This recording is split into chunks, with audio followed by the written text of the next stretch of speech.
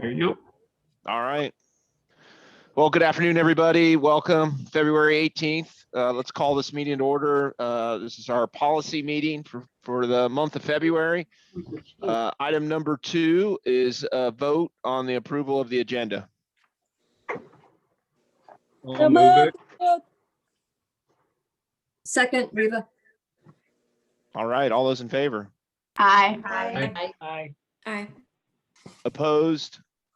Abstention? Motion passes. Item number 3 is a vote on the approval of the meeting minutes. Any discussion?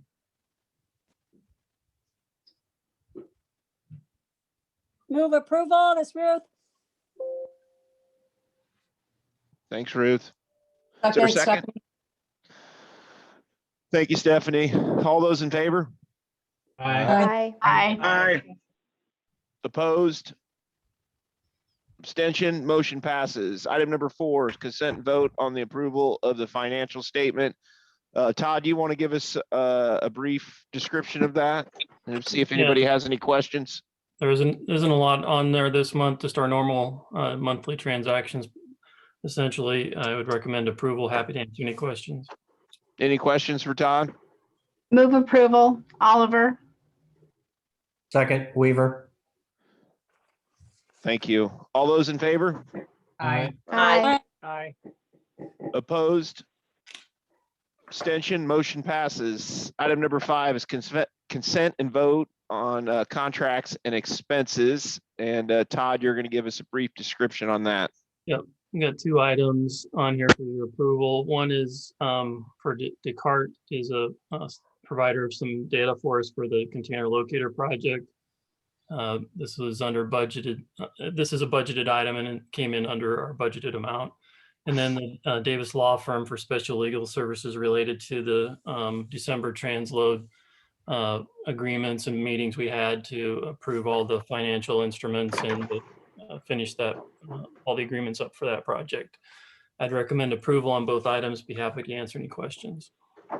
I'll move. All right. Gare.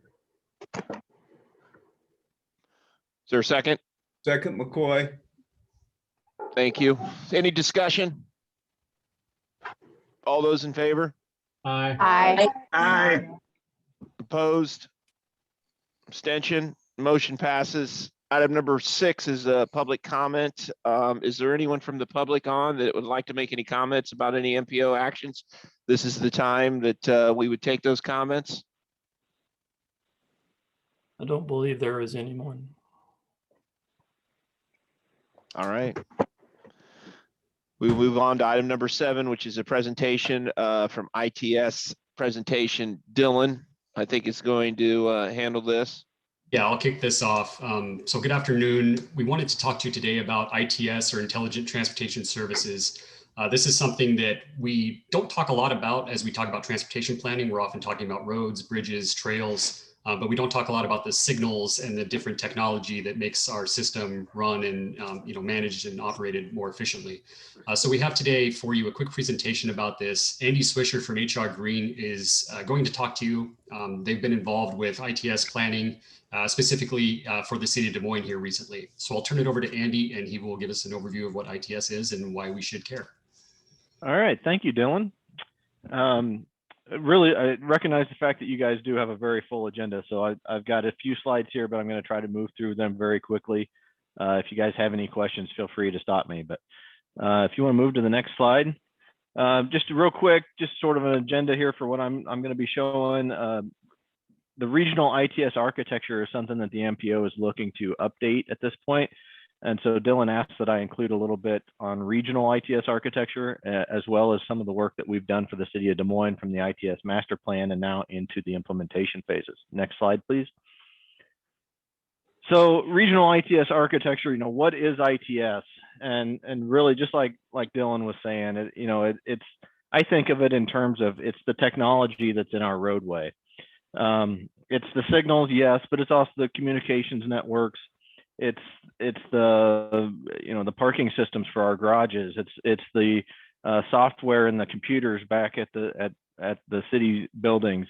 It's everything that goes into managing that system. It's really the technology of our roadway system. Next slide, please. So the regional ITS architecture, what is that? Well, really, it's the document that sort of makes sure that we're all working towards the same end goal. We're all looking to be compatible with our system, so that when West Des Moines is making improvements, and the city of Des Moines is making improvements, there's some level of compatibility there. Because if you think about it from the driver's standpoint, they don't care when they cross the line from one municipality into the other. They expect that same sort of flow and that same service to be provided to them no matter where they're at. Next slide, please.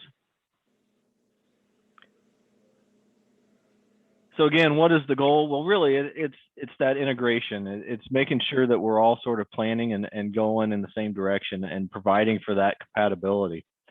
Go ahead and flip to the next slide, please.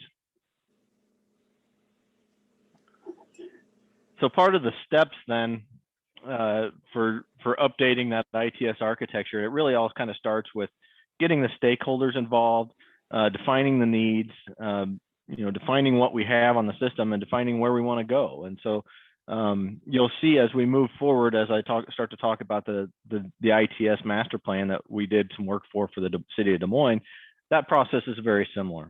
Again, next slide, please. And finally, we've thrown this slide up. Wanted to provide a few examples out there for people if they wanted to go check things out. Memphis, St. Louis, and then the Phoenix area, that Maricopa County Association of Governments, they've got some good information out on their websites for their regional ITS architecture. The city of Des Moines, I believe, was last updated in 2009, so it's been a few years, and it's time to update it. So from what Dylan has told me, the staff there is moving forward with some of those updates. Next slide, please. Again, the work that we did for the city of Des Moines, it was the ITS master plan, which is kind of looks at things from a very high level, and then we moved into the actual implementation of that plan. We now have phase 1 has been designed, it has been let, and was awarded to a local contractor, and we are starting to move into phase 2. Next slide, please. I want to recognize a lot of the team members that were involved in this. Obviously, the city of Des Moines, there was several people there heavily involved, as well as the Iowa Communications Network. And then we also had partners in Olson and Iteris. Next slide, please. And again, this gets back to that overall process for that master plan. And basically, we're looking at the inputs, the data collection effort, and then we go through a systems engineering process to figure out where we want to go. And of course, all of that has to be married up with the available funding to come up with a plan. Next slide, please. We were particularly kind of proud of the inventory that we did for the city of Des Moines. As you can see here, there was 390 traffic signals and various other devices that had to be inventoried. And in the past, this would have been an exercise that was done with paper and pencil and people out in the fields. But with the technology that's here today, we were able to do this with an ArcGIS data collector app. Go out, we had 3 teams of people out, and we basically did all the data collection within about a week. And the end result was an electronic deliverable back to the city that they could then plug into their GIS database. Next slide, please. And again, like I said, that all feeds back into that systems engineering process, where we work through, figure out, working with the stakeholders, identify what the needs are, figure out how we're going to get where we need to go in the future, and marry that up with the funding to come up with a plan. Next slide, please. So this just kind of shows, basically how that works out is, we ended up with an 8-phase plan, where we're tackling portions of the city and certain amounts of upgrades with every phase. And again, that just goes along with their available funding that they had allocated for the projects. Next slide, please. The intent here with this map I wanted to show is, again, at the ITS master plan, you're looking citywide, you're sort of at that higher level. But as you start to get into that implementation phase, you got to get down into the weeds a little bit. Next slide, please. This slide is showing some of the proposed communication backbones that we were using. And again, at the ITS master plan, we're sort of at that higher level. And as we get into the implementation phases, we got to dive down and really figure out the nuts and bolts of all the pieces that need to go into it. Next slide, please. So the first phase was really focused on sort of the MLK corridor area there. We had a few areas where there was some fiber that needed to be installed, and so that's, you know, as I mentioned, will be once the contractor gets moving here this summer, you know, things like that will start to be put in place. But it was a lot of signal controller upgrades, Ethernet switches, battery backups, and camera installs as well. Next slide, please.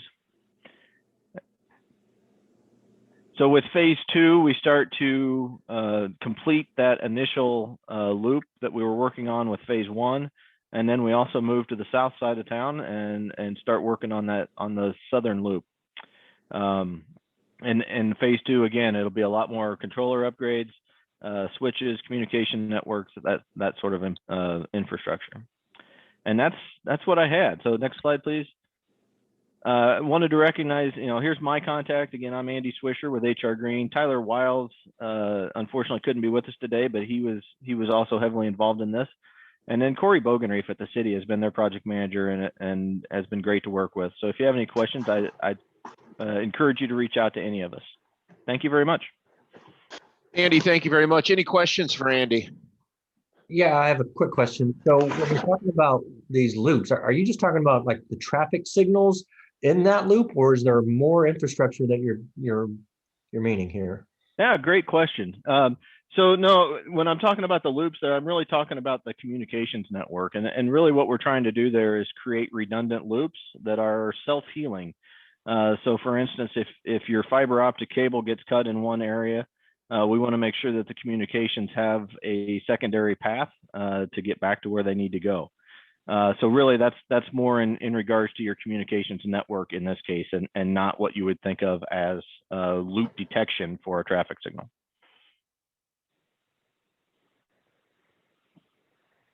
Anyone else?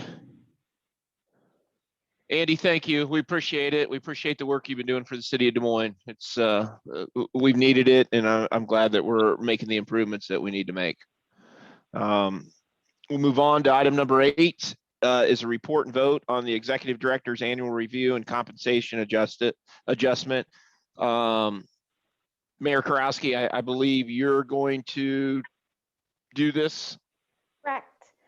So just as an overview of the process, the executive committee put together 3 members, which consisted of myself, Supervisor McCoy, and Councilman Weaver, to perform Todd Ashby's annual review. And the process we went through was, first we met to get a time frame and expectation set. We then individually filled out a review form, which rated the director and key areas of leadership for the organization, and then and applied comments individually. Then those ratings were combined and set as a median score for each point, and then allocated at the end for a total score, then which the committee members got back together, reviewed the comments, made some notes and recommendations, and then I reached out to the director for objectives with targets moving into the next year. Those objectives and targets were twofold. One, they have kind of key I would say key projects that the MPO is working on, which has objectives and targets tied to them going into the next year, as well as key items that are in the strategic plan that the director will be leading and ensuring are completed for the organization. So when we were discussing the entire review, as well as how to present an appropriate percentage increase, an objective that came out of that conversation was the fact that this is a very arbitrary conversation. It's very hard for us to understand year to year really how to apply a fair and consistent percentage increase to the director. Many of us have salary matrices with compensation adjustment scales built in within our own organization. So a top objective that we directed the director to take on in the next year is, before any next review can take place, is that a salary matrix with a compensation adjustment scale tied to it must be presented and brought forward for approval by exec and then of course policy. So this process can no longer be this arbitrary number. Some of us review it as a cost of living adjustment, some review as a compensation for work completed, and it's just inconsistent from year to year. And that's not fair to either the board members that are providing these recommendations or to be on the director side as well. So the percentage increase that the committee did bring forward is 4%. We were told by the director that on average, percentage increases for the rest of the staff range between 3 and 5%. And so we did settle on the 4%. I don't know if Supervisor McCoy or Councilman Weaver have any additional comments to add to that. No, those are good comments, Sarah. That's good, Sarah. Okay, and then I will share, we did do a full review of all commentary, scoring, and the objectives with Councilman and Chair Gatto at the end before it was brought forward to exec. So if there are any comments or questions, I would be happy to answer them. Mayor Krowski, Supervisor McCoy, Councilman Weaver, thank you. I know that this was lengthy. It was very thorough, and I appreciate you doing this. You know, we're going to have to do this again, and to get Todd back on. I mean, we're almost a year late of doing this, and so and it's kind of been falling that way. I've noticed for the last few years. So we need to try to get him back to the next review in the next fiscal year and kind of have it all fold together the next time. So I will be looking for some volunteers if anyone's interested in maybe doing this in a few more months. I would love to have you guys step in. So we have some different folks that do this. But if there's any questions for any of these three or for Todd, now would be the time to jump in. I just want to add, Joe, that the meetings will continue until morale improves. Yeah, thanks. Appreciate that.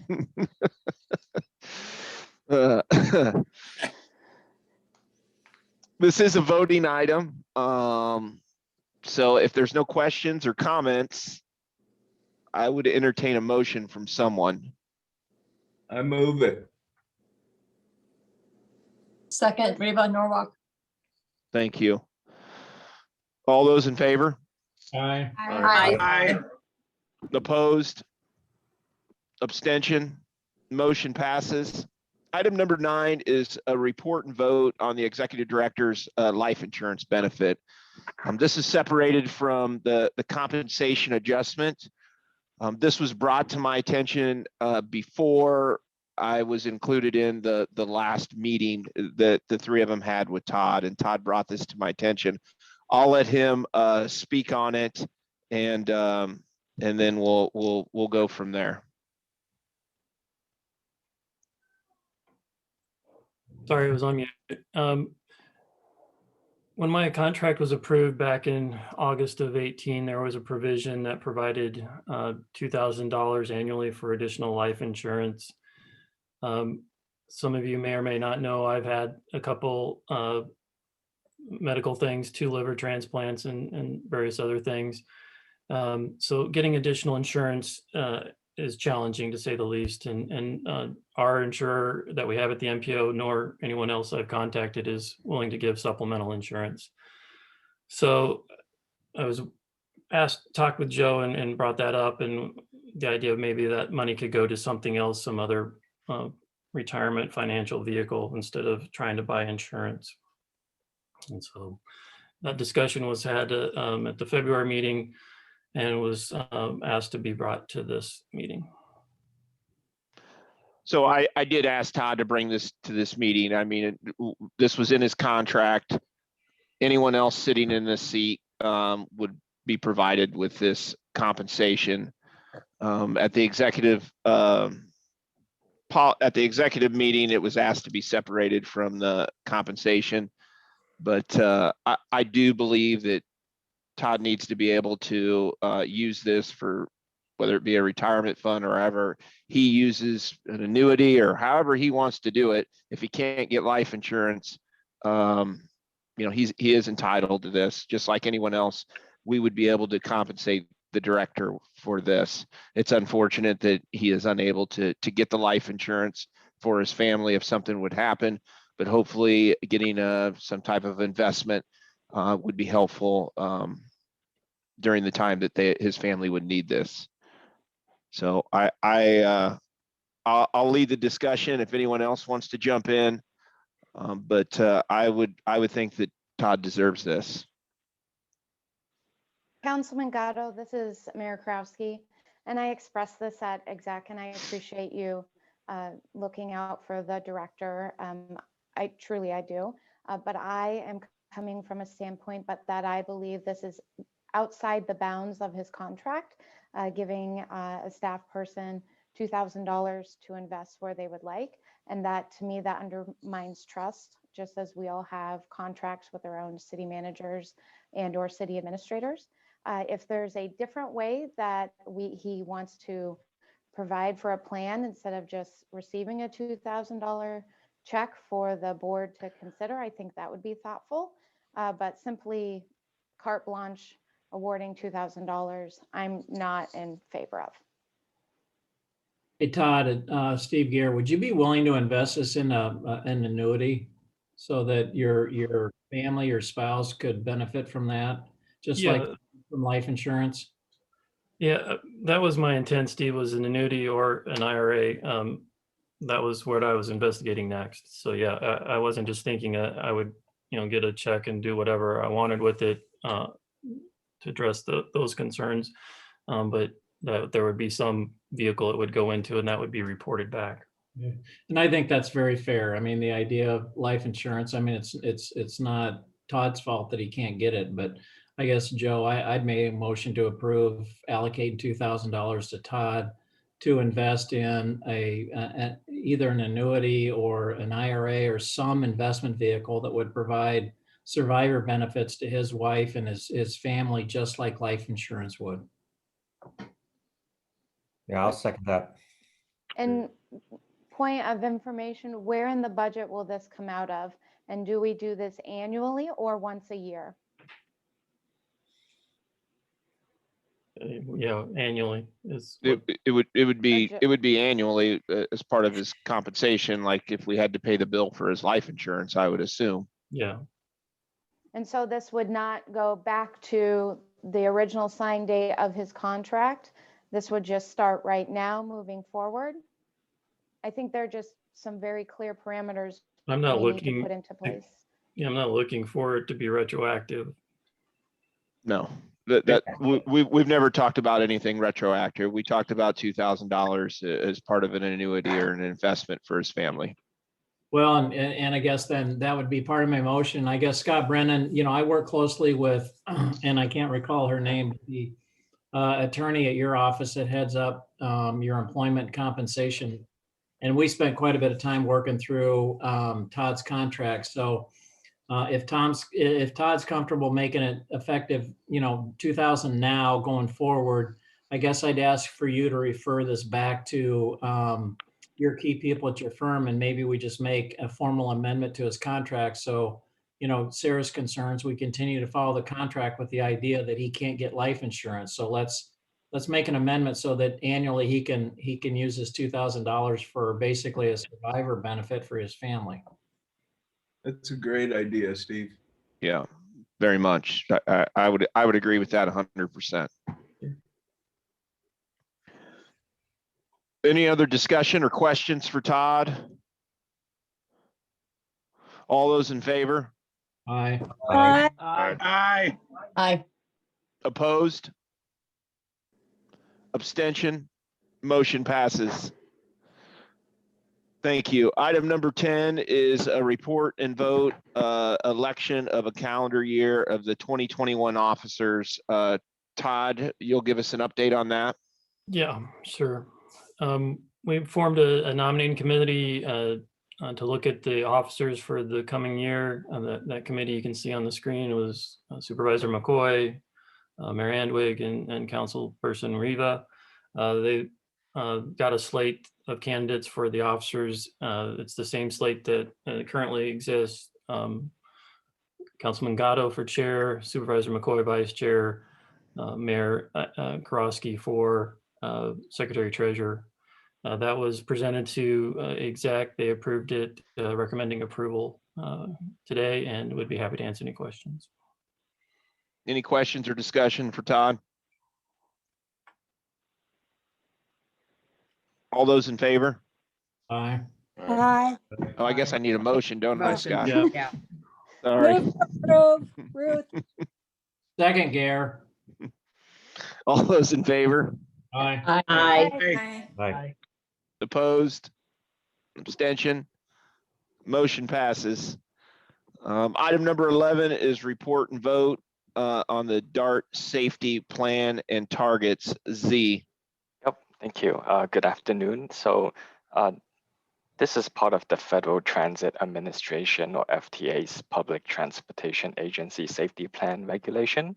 So as part of this regulation, transit agencies are required to prepare safety plans and performance targets and to coordinate with the state and MPO during their planning process. So as part of this coordination, DOT has prepared some safety plan and targets, and they're going to be sharing these with us, and with that information, we'll be incorporating that into our own MPO planning documents. So we invited Pat Daly, the Safety Operations Manager at DOT, to speak more about the safety plans. So I'll hand it over to Pat. Thank you, Z. Good afternoon. Thank you for having me. I understand you have a packed agenda, so I will be moving through these slides fairly quickly. Please feel free to stop and ask me any questions anywhere along the line. And for some brevity, I'll be referring to this as the agency safety plan. So next slide, please. Oh, those got kind of just. So we got here through a number of federal requirements, National Public Transportation Safety Plan, MAP 21, and the FAST Act, and then a final final ruling that allowed the FTA to implement PTAS. Next slide. So why is PTAS needed? Agencies have always had the responsibility to have a safety plan. This just is going more in depth.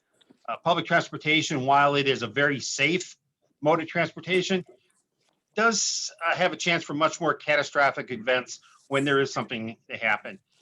We also know that accidents and injuries on public transportation are not declining at the same rate that we see in other modes of transportation. Through research, we know that 80% of all accidents and incidents are attributed to human error. And a lot of those errors are, many of those errors are related to organizational weaknesses.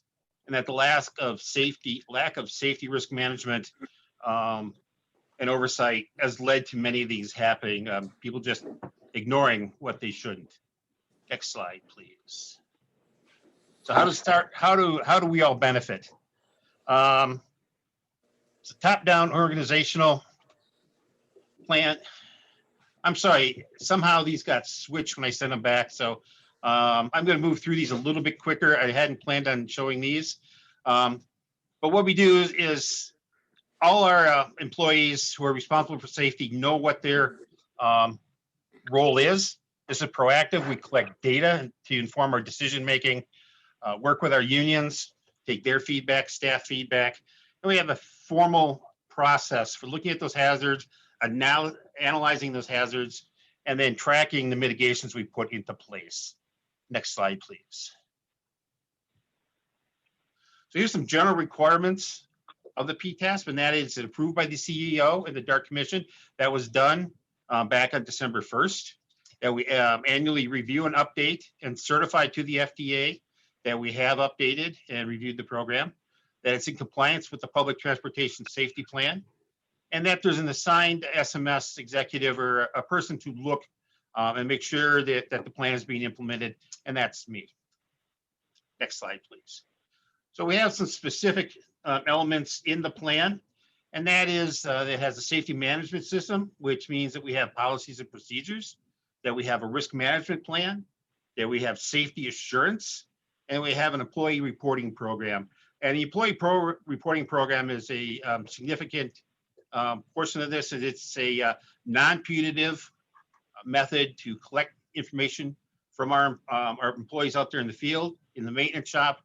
And they multiple pathways they can deliver to us, and it can be anonymous if they want. So next slide, please. And those are just some of the specific elements that we have in the safety plan. And again, I mentioned most of those. Safety risk management, we identify the hazards, we prioritize, mitigate, and track.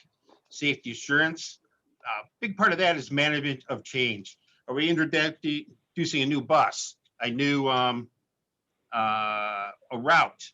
Is there going to be some streetscape changes that are causing some issues? So we look at those, and then we manage for those type of things, whether it's through training, whether it's through technology, or adapting certain plans. Then our safety promotion deals mainly with education and promoting safety throughout the organization.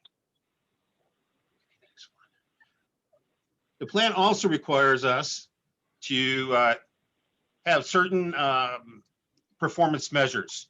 We've got 7 measures per mode of transportation. So for our fixed route buses, our paratransit buses, our ride share van pool, and also for taxi, since we do use taxi for some of our paratransit trips. We need to monitor our fatalities, both just raw number and per 100,000 miles. Same thing with injuries, safety events, and then the state of good repair. What's the mean distance between mechanical failures? Our safety events, those could be anything from crashes that exceed a certain dollar amount, or vehicles disabled, right through fires and evacuation for life safety, really any number of events. We've tracked all those, but those all haven't been lumped together to be reported out to the FTA prior to this. Next slide, please. So here are our proposed safety targets for this fiscal year. And that is really just a average of the last 4 years, each one of those categories. Next. So I think we covered that. That's just the employee safe reporting. Multiple paths, non-punitive, maybe anonymous. So, okay, we can continue, please. Next slide. Okay, I apologize for that, but any questions? Any questions? Comments?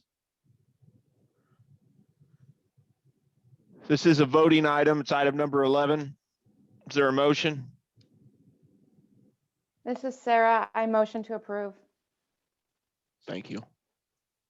This is Connie. I'll second it. Thanks. All those in favor? Aye. Aye. Opposed? Abstentions? Motion passes. Item number 12 is a report and vote on the 2017-2021 safety performance targets. Yep, I will be taking this one again. Thank you. Yep. So this is part of the Federal Highway Administration's Highway Safety Improvement Program. So as part of this program, state DOTs and MPOs annually report the safety performance measures. Although currently in the regulations, they use the term targets, MPO committees have expressed that they do not approve of using the term targets when we talk about safety performance. And so in 2020, in review, the MPO area saw a total of 38 fatalities, 138 serious injuries, and 27 non-motorized fatalities and serious injuries. Next slide. So in the chart on the left, that just details our 2017 to 2021 safety targets in the column on the right.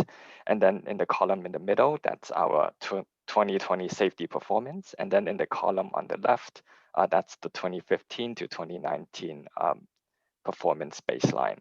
And we brought these safety targets to the executive committee, and then based on feedback from them for our next round of safety targets, MPO staff will be exploring the option the adoption of state safety targets instead of these more regional MPO specific safety targets and performance.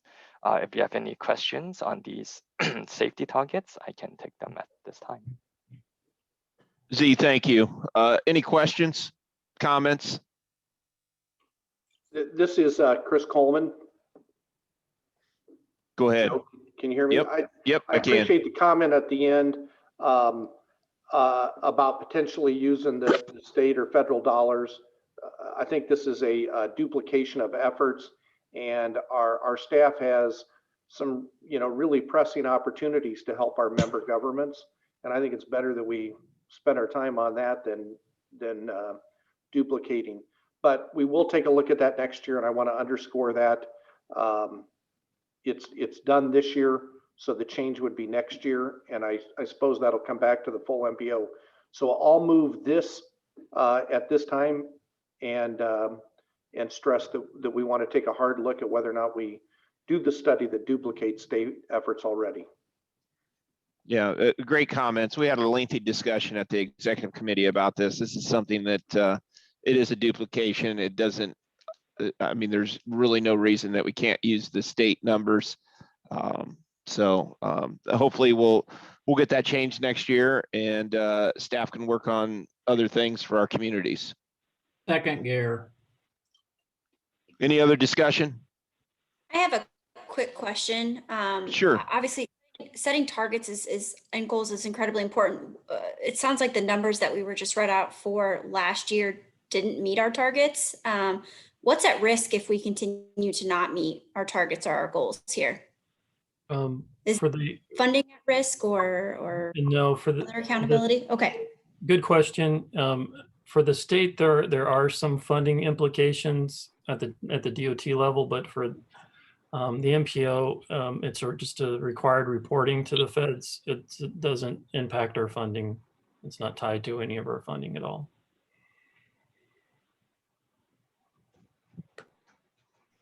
Great question. Any other discussions or questions? All right, all those in favor?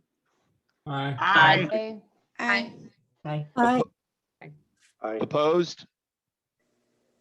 Abstention? Motion passes.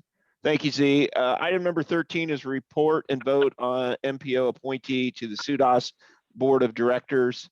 Todd, you'll give us a brief update on this one. Yeah, thank you. SUDAS does the design standards for urban roadways. The MPO has a representative that serves on the SUDAS board for the past several years. Mark Miller from the city of Ankeny has served as that representative. His term is ending, and he did offer to continue to serve on that board. We asked for nominations from the technical committee for anyone who was interested in serving on that. Mark was nominated by the committee and moved forward to the executive committee to serve on that. So we would recommend appointing Mark as that representative for the MPO. Be happy to answer any questions.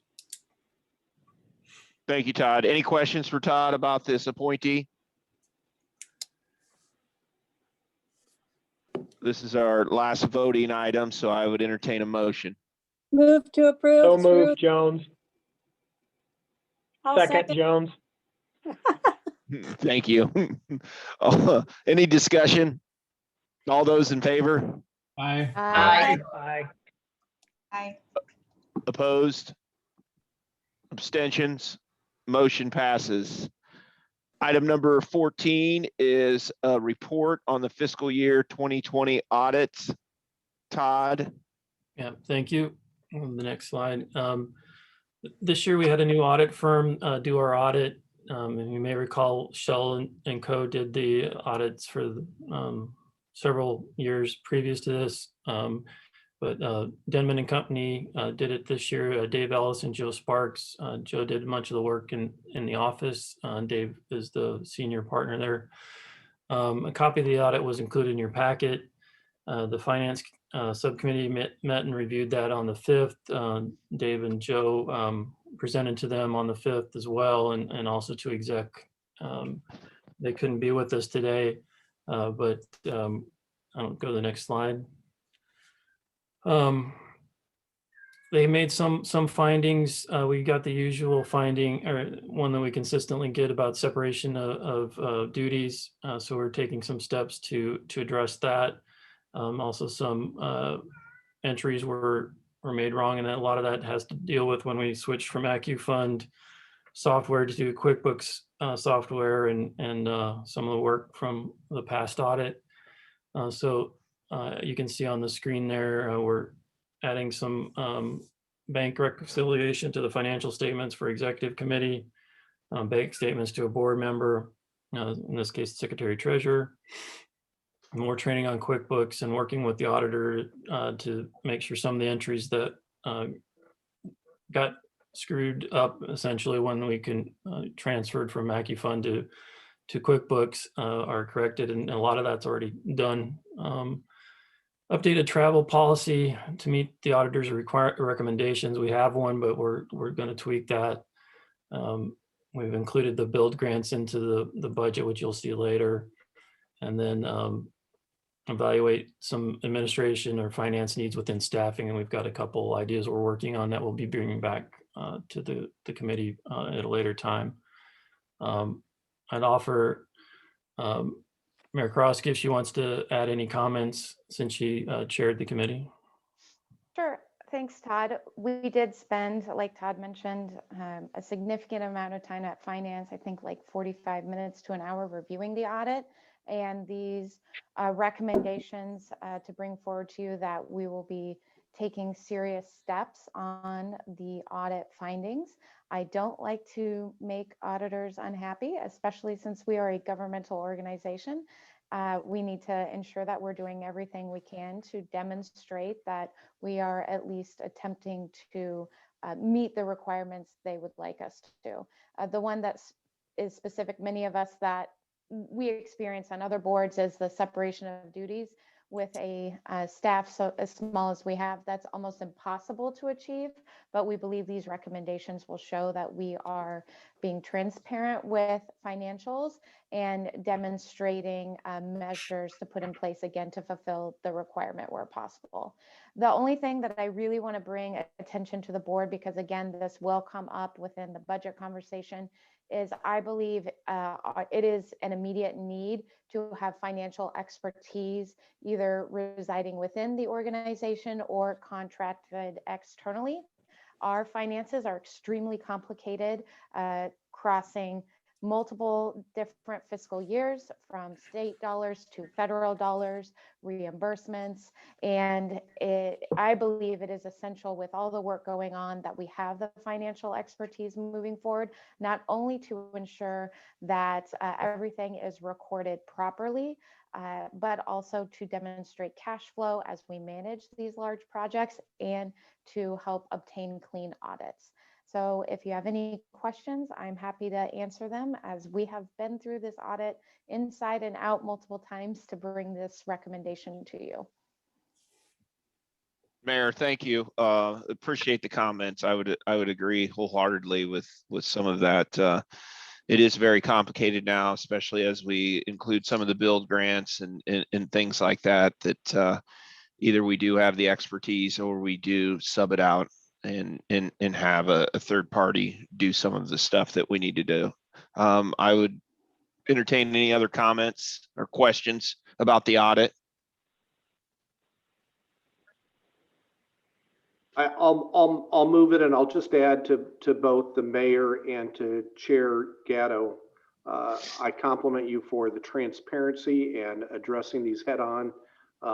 This has been a good project, and for those that are process, and for those that don't, probably follow very closely, the executive committee spent a lot of time on this after the committee themselves did. So good job.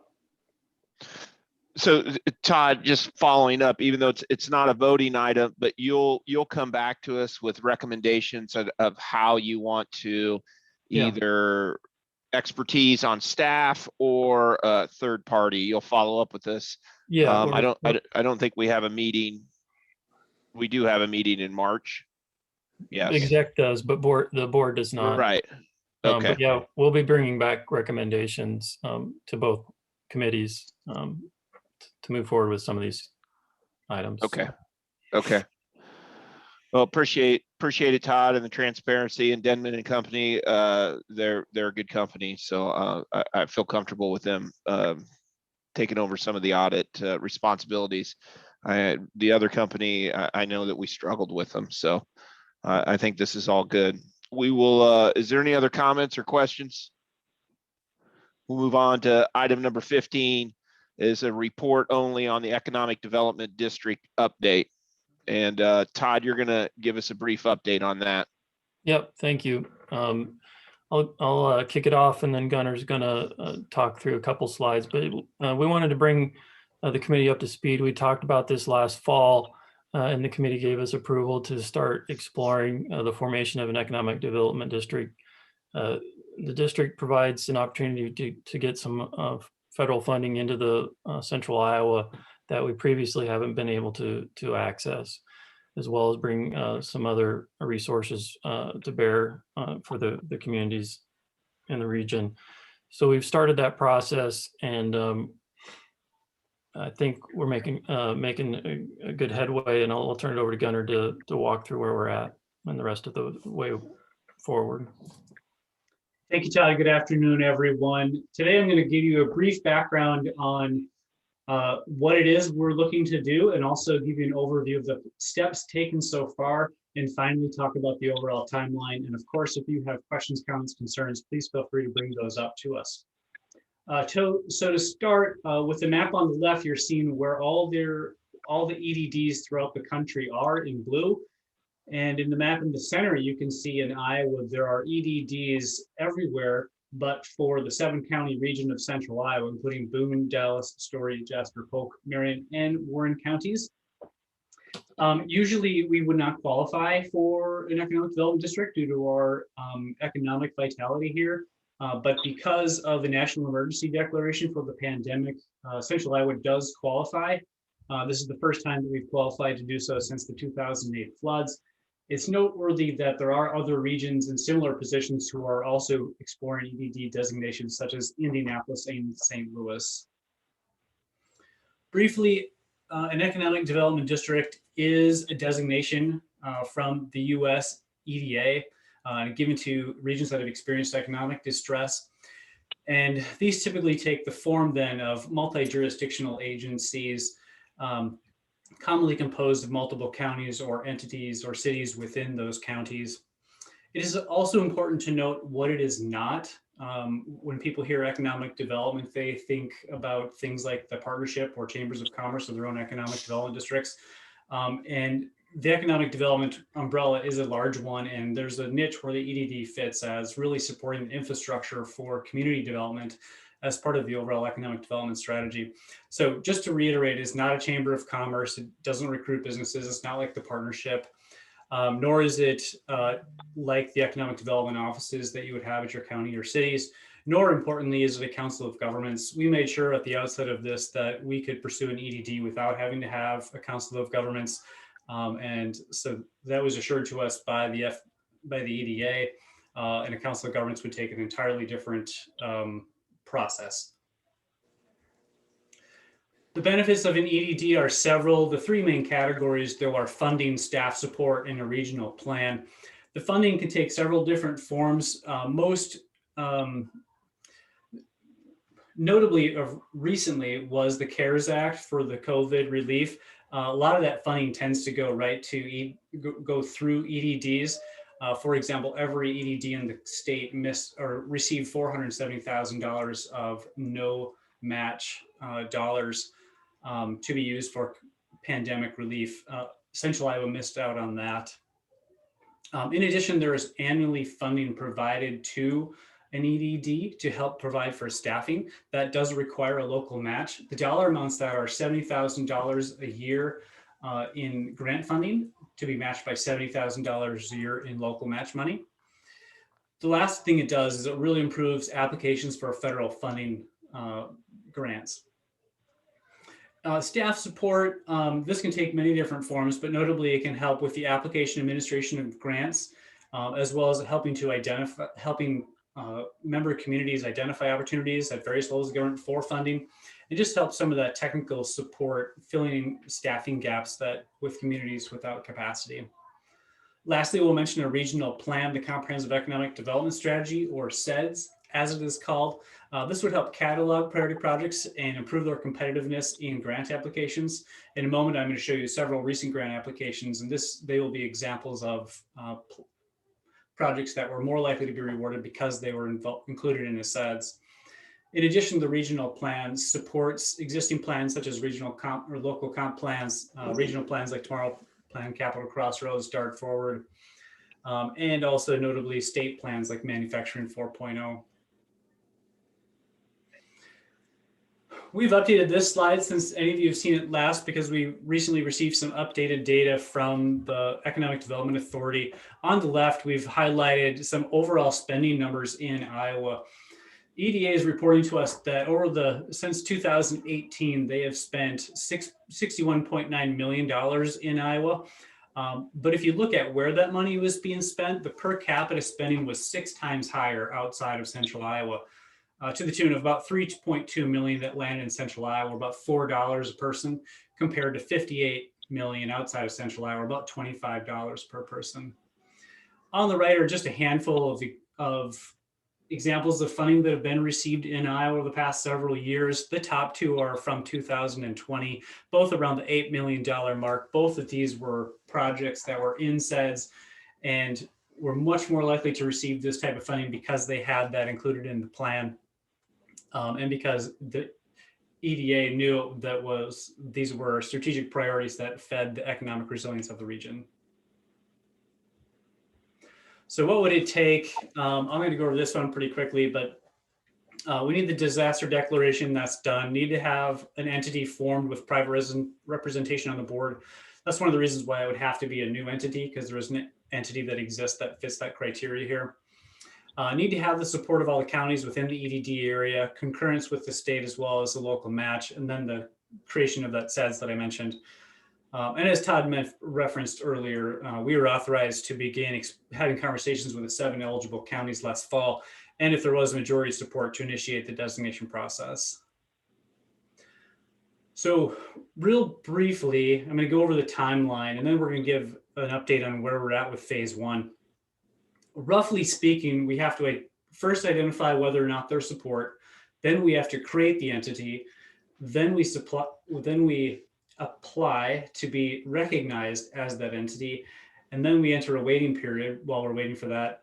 And then finally, we could be fully operational. So I'm not going to read each of these to you, but as you can see, we're looking at being fully operational as no later than mid-2022. Now I'm going to go into some of the progress that has been made since our conversation with you last fall. The approach that we took was to reach out to stakeholders within each of the 7 counties as a first step, engage whether there is interest and support at communities and their economic development stakeholders.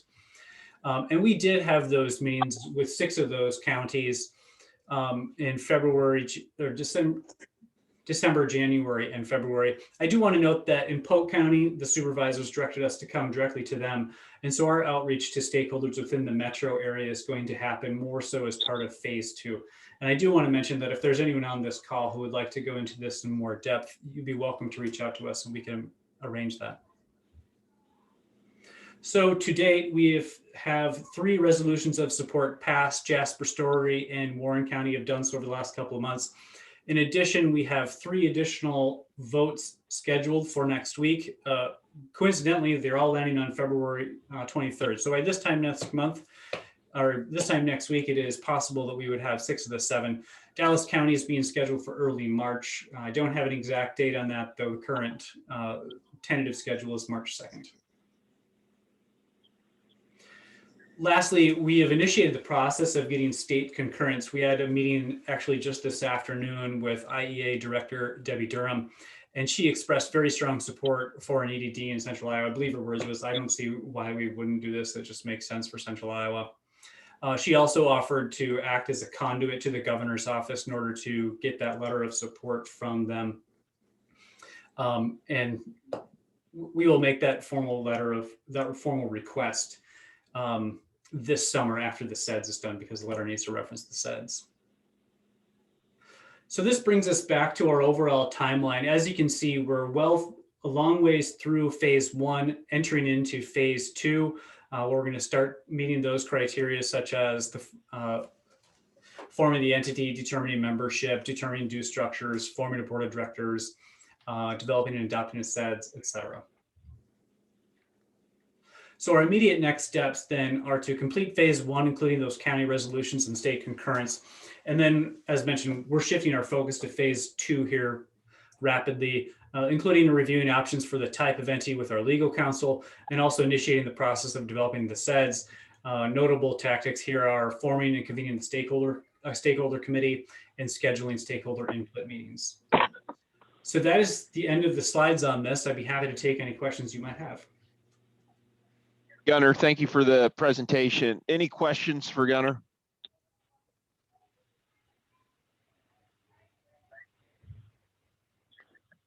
Gunnar, I just have one. As you met with the counties as they pass their resolution, is that part of them being willing to do the match, part of the match? Thanks for asking that question, Joe. There's an important distinction between the first steps, which is the resolutions of support. All that does is authorize, or basically gives their blessing to the creation of the EDD. It is a separate step as to whether or not they would become members. And we're seeing different approaches in different counties, everything ranging from, for example, one county is saying, you know, we're not going to stand in your way, but we're not going to pay any money either. That's up to the individual jurisdictions. The reason it's important for the counties to show support is if a county withholds that support, then a city within that county wouldn't be eligible to join the EDD at a later date. As to your question about willingness to fund the match, so far we've encountered very positive reactions from member communities. I'm going to use Carlisle as an example. They're a town, they have a 4,000 population. And if we assume that a per population assessment is about 15 cents, and that assumes that only about half of the population is in, with that assumption, a city the size of Carlisle will be looking at a fee of about $600 a year. And a question that we hear very often is, well, what's the return on investment going to be? And for a city like Carlisle, if you paid in $600 for 20 years and then got one of those 7-figure grants that you saw on the page previous, your ROI would be pretty strong. All right. Any questions or comments? All right. Thank you, Gunnar. Thank you. Item number 16 is a quarterly budget report from Dylan. Thank you. Every quarter, we like to bring you an update of where we're at with the current budget. So here's where we're at through the second quarter. So this would be through the end of December. The various categories up there for our expenses. And then at the very bottom, the pass-through expenditures. So this is what we've expended on transload studies and so forth. So there's nothing that really stands out as being out of whack with this. We're pretty much on target. Just because we're not traveling and so forth, some of those expenses we have a lot left. We have 94% of our travel budget, not surprisingly, just because we haven't gone to conferences and so forth. But if there's any questions about this, happy to take it. We'll keep bringing you these as we go throughout the year, but we just wanted to give you a snapshot of where we're at. The finance subcommittee did review this too and discuss it a little bit at their meeting a couple weeks ago. Appreciate that, Dylan. Any questions or comments for Dylan?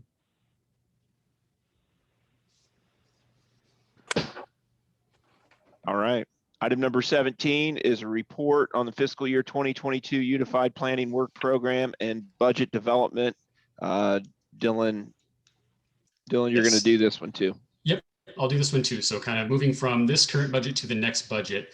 Just to recap here, we're required to do our work program and budget. We have to have a draft due in April. So next month, even though policy doesn't meet, we'll have the exec committee look at the draft. We'll also send this out so any policy members can weigh in on it as well. But then we'll come back in May with the final, so everybody has a chance to weigh in on that. If you go to the next slide, we've really been focusing on the budget aspect of the work program here, and we'll get to more of the projects and so forth in the coming months. And again, we talked about this with the finance subcommittee a few weeks ago and then with the executive committee last week.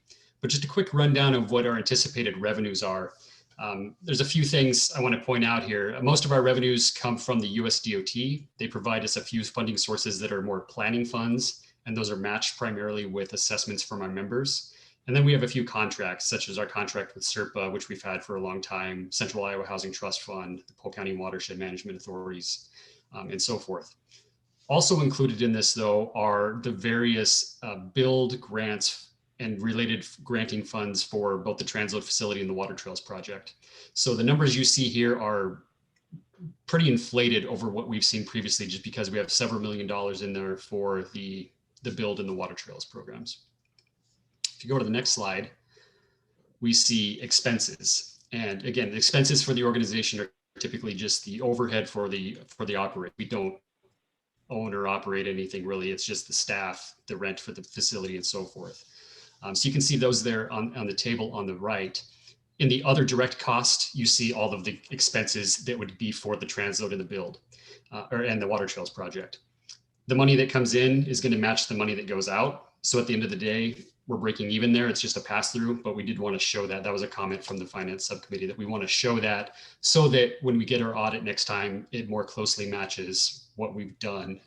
The audit matches more closely and doesn't show that we went way out of whack with our budget. In the table on the bottom right, you can see our expected balance. You can see our expected balance there. So we are showing a little bit of a profit. If you go to the next slide, there are a few variables I wanted to mention. There's a few assumptions that were in here too. For the non-personnel direct cost, in addition to those build programs, we are showing some consulting fees for strategic planning, travel demand modeling, and container locator. So the expense you approved earlier, that $13,000 for the data, that's what we have budgeted for next year as well as some funds for speaker series to help pay for travel and so forth. That is a smaller amount of a larger budget. This is just our contribution to that speaker series. We are assuming that those contracts that I mentioned would also continue as they have in the past. And then the assumptions there on the right, as was discussed in the audit, we are adding a full-time, what we've shown in the budget is a full-time position starting in the third quarter, so it will only be for half the year. This is more of a placeholder. It could become a contract for outside services, but that funding has been added to this, to the budget here. We're also assuming going back to $1 per capita for assessments. Last year, we dropped that to 50 cents per capita because of COVID and the uncertainty of where we would be. But we have put that back up to $1. And then there was some discussion last time about our sponsorships, and sponsorships would be the contributions we give to other agencies, such as Capital Crossroads to help fund that, or the Street Collective. We have reduced that a little bit just based on feedback we've received over the last couple of years, and to make the budget balance out a little bit better. So that went from, I think, 50,000 to 35,000. So I think I don't think there's any more slides after this, but if there's any questions, we did provide in the reminder that went out yesterday, a more detailed budget that has more explanation, more in-depth analysis of the costs and so forth. So if there are any questions, please let me know. I'm happy to address those now, or feel free to shoot us an email or a phone call and we can walk through that with you as well. Thanks, Dylan. Go ahead, Sarah. Sorry, this is Sarah again, and not to sound like, just like I'm on repeat, but I really implore this policy committee, so used to talking to my council, to really understand the importance of bringing on a financial position, either whether it be internally or as a contracted position. To me, that is one of the most important things we can do in order to support all of the work that is going on and make sure our audits and finances are clean.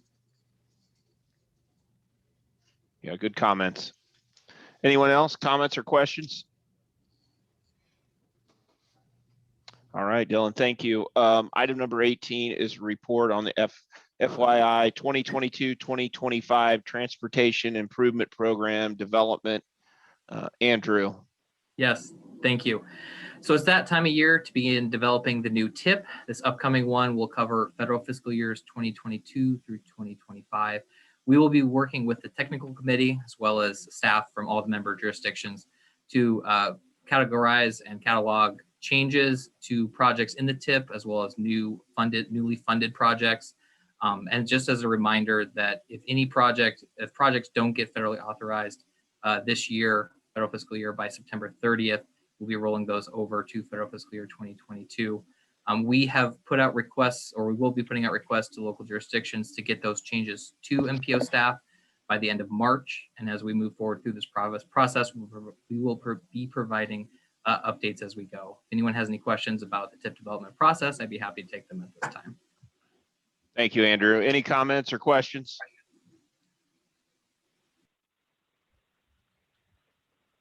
All right, I hear none.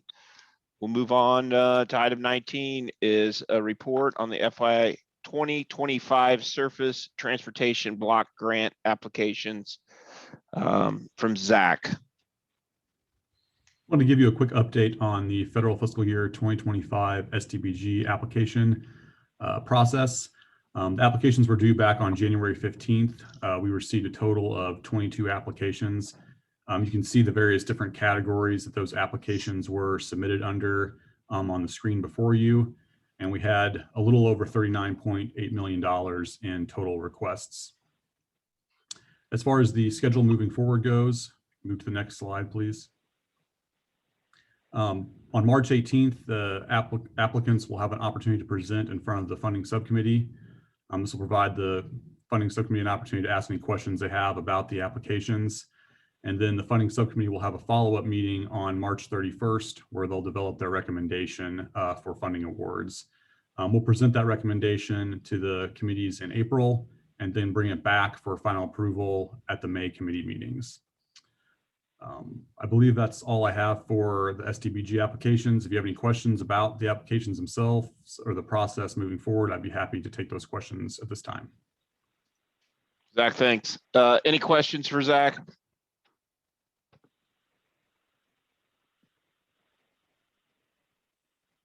All right, I hear none. We'll move on to item 20, which is a report on the priority project list for the annual DC trip. Zach. Just a real quick update on the priority project list. We've been working with member governments over the last couple of months to update and add projects to the list. The list in its current form was provided as part of the agenda. I have heard from a few additional communities who want to make some changes or add some projects to this.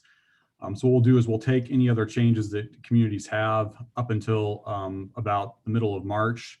And then we'll take that updated list to the funding subcommittee at their March 31st meeting. They'll make a recommendation, then we'll bring the final list back to the executive and policy committees in April. You know, one thing to note on this is that we have heard some rumors that possibly something like earmarks may come back. If that's the case, then this list would kind of be a starting point for that. Although I assume that if that does happen, we probably will want to revisit the list at that time. I think the partnership trip is currently scheduled for sometime in September, but they are still requesting that we get the project list into them on the regular timeline about the April-May timeframe. So if you have any questions about the process for the priority project list, I'd be happy to take those questions at this time. Zach, thanks. Any questions for Zach? It's just good to hear that we might have some sense of normalcy and go on a DC trip. Be interesting. Anyone else? We'll move on to item 21. It's a report on the transload facility. Zach, you'll give us a quick update on that. Yep, just a real quick update. We continue to move forward with the transload facility. Des Moines Industrial closed on the track and right-of-way acquisition agreements all on January 28th. They're scheduled to start doing site clearing on Monday next week, so that's very exciting. And then they're still on schedule to break ground officially in mid-March. Next slide, please. We also included this overall schedule, a tentative schedule of the project moving forward, just for your review. But you can see that most of the work is going to occur over the summer months, and their plan is to have the project substantially completed in 2021 and ideally, up and operational this year. So that's all I have on transload facility. If you have any questions, I'd be happy to take them. Any questions for Zach? All right. Item 22 is the Purple Heart Highway update. Todd, you'll give us an update. We had a great meeting yesterday, I thought. You'll give everybody an update on that. Yeah, sure. Thank you. Yeah, yesterday several of the committee met with representatives from Farm Bureau, agri-processors, some operators along the corridor to talk about the redesignation process. We have completed that report that the DOT asked us to redo. There were some late additions to that. The DOT brought back that earlier this month that if the designation happens, the pavement markings in the roadway would need to be changed over to interstate pavement markings, and wanted that cost marked into the cost shown. There's also the gates that were previously identified as farm gates, actually maintenance gates for the DOT that they didn't end up actually using. But if the designation happens, they want those gates closed. So there's a minor cost for some fencing to close those gates. So we've added those into the report. But the meeting, as Joe mentioned, went very well, and continuing that dialogue, and we'll continue talking with those. I've been talking with Andy Lunan today. We've got some dates for the DOT wants to form a task force to kind of take this project over the finish line.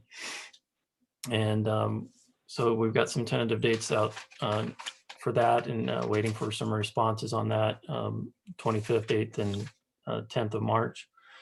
So we'll see what works. And then we're talking with the governor's office as well. That's all I have. Todd, thank you. Any comments, questions? This is Sarah. Just a quick question. Andy, are you on this call? Yep. So I want to get this straight. The DOT wants the MPO to pay for the closing of the DOT gates. I guess so. Can't you guys use some like COVID money for that? I don't know. I think the cost would be very minimal. It And looks pretty crappy. well, and if we leave it as it is, we haven't been opening them. That was just what I was told to pass on to you guys. I can take the message back that, if we leave it as it is now, the gates can stay. So that's kind of where I think my supervisors were coming from on that. Well, I think we could have a good, thoughtful conversation about that, because we're going to get this done. Maybe we'll send you up there, Sarah. I will. Send me up there with some chain and padlocks. I'll show you how you close those down. That may Andy, work for us. Federal Highway Consider Administration it done. My pleasure. Let's not have it blow up over a minimal cost yet. Let's wait until the end, and then we can fight about it. How's that, Andy? Just keep it to yourself right now would be my I'm fine. recommendation. I said, should I pass? Are we going to pass this on to them? I mean, they were basically for us, but and then I was told, well, if we keep the roadway as it is now, those gates can stay there. So it's just we assumed it to be similar to the pavement markings, bringing it up to interstate standards. I'm going to make art along our new interstate.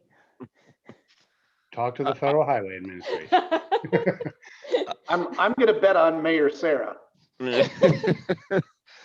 I would, my take was my first meeting with kind of the Farm Bureau group and being involved. I haven't been involved in the past. I know there's a lot of history there. I could see that yesterday. I mean, they obviously don't believe that we're not trying to wreck their business. So I think that we just keep reiterating to them that we want to work together with them. And we said that multiple times. Stephanie did a great job, and Ruth, talking with them and trying to get them to that point, but they're slightly standoffish. So we've got to keep working on that. Yep. All right. Any other questions or comments? Item 23 is a water trails update from Todd. Real quick, we've continued with design. There was a little bit of a design work that we'll have to modify. Des Moines finished their master plan for Birdland Park, and it's a beautiful plan. It just requires a little tweak on the water trails part to make sure everything fits in and works according to the build grant. The design committee met today actually, and I think we've resolved most of those issues and working with city staff to resolve all those issues. So we're still moving forward. Everything else is pretty much on timeline. We are going to ask Federal Highways for an extension. You recall the last transportation bill provided the opportunity to ask for an extension of the timeline. Currently, our timeline ends in June, but we're going to push an extension out to April, but continue working on the same timeline to just gives us a cushion in case we need it if some issue comes up. Todd, can you clarify that timeline? So are you talking it's for June this year, but you're going to push to April next year? That would be the latest we could do things April next year, but we're still anticipating doing a letting in either November or December this year, which is essentially the current timeline. Okay. And the timeline is for us to have the build grant finalized by next June or this June. What's the timeline extension that you're looking for? The build grant would need to be finished when the project would be let. So that would be probably November or December at the latest. Okay. Okay. Thank you. Yep. Gives us more time to finish those sub-agreements as well. Todd, thank you. Any questions or comments? All right. Item number 24 is a legislative update from Dylan.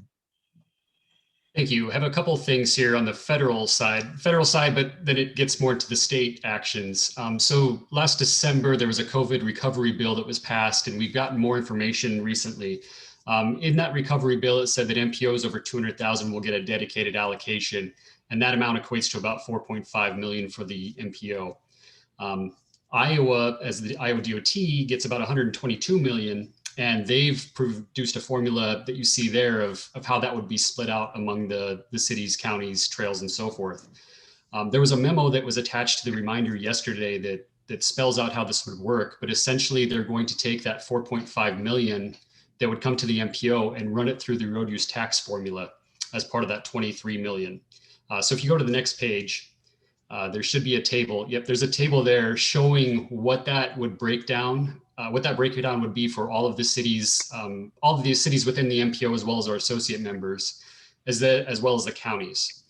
So if you look at that amount for the cities, it's about 4.7. So they're actually getting more than what the MPO was anticipated getting if it were to come to us. The reason they're doing it this way is so because COVID is supposed to backfill lost revenue.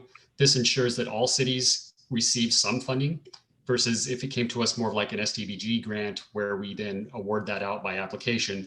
Some cities would get it, some cities wouldn't. So this ensures that everybody gets a piece of it. And then the counties, there's a few different funds there. So it all totals about 1.9 million that would go to those counties. And this is for the counties as a whole, not just the portions of the counties within the MPO. So I encourage you to look at the memo that was included in the packet yesterday.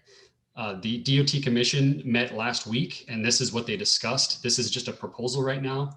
They are going to meet, I believe, on March 9th and approve this. So they're taking comments up until that point. Once they do that, they expect to get this money out as quickly as possible to the cities and counties. So that's that. On the state side, there's a few pieces. Oh, sorry.